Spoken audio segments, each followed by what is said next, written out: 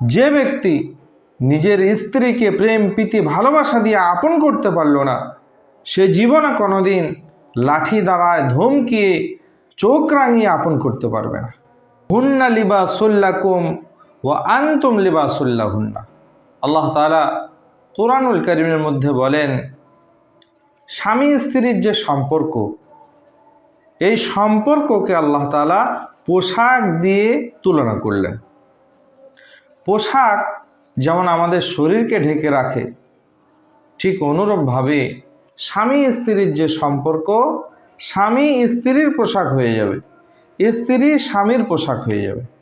যেমন পোশাকে আমাদের শরীর ঢেকে রাখে, অনুরূপভাবে স্বামী স্ত্রীর মধ্যে যদি কোনো মনোমালিন্য হয়ে যায়, কথা কাটাকাটি হয়ে যায়, সেই সময় যদি কোনো স্ত্রীর ভুল থাকে, স্বামী সেটা পোশাকে যেমন শরীর ঢেকে রাখে, স্বামী পোশাকের মতো নিজের স্ত্রীর দোষ ত্রুটিগুলোকে ঢেকে রাখবে। আর যদি কোনো স্বামীর ভুল ত্রুটি হয়ে যায়, যেমন আমাদের শরীরে পোশাক দিয়ে আমরা শরীরকে ঢেকে রাখি, স্ত্রী পোশাক রূপে স্বামীর ভুল ত্রুটিগুলোকে ঢেকে রাখবে।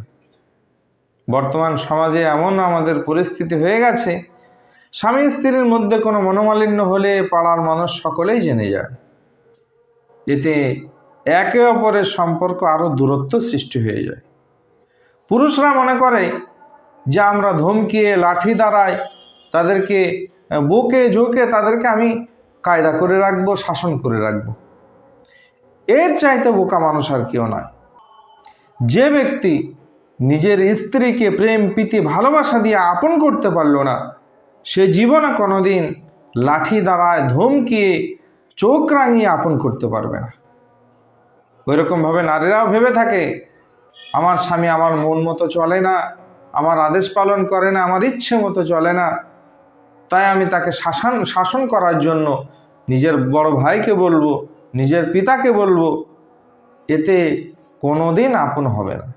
যে নারী নিজে প্রেম প্রীতি ভালোবাসা দিয়ে নিজের স্বামীকে আপন করতে পারল না, সে নারী জীবনে কোনোদিন লাঠি দ্বারা বা সংসারে তৃতীয় একজনকে এনে সে শান্তি কখনো আনতে পারবে না।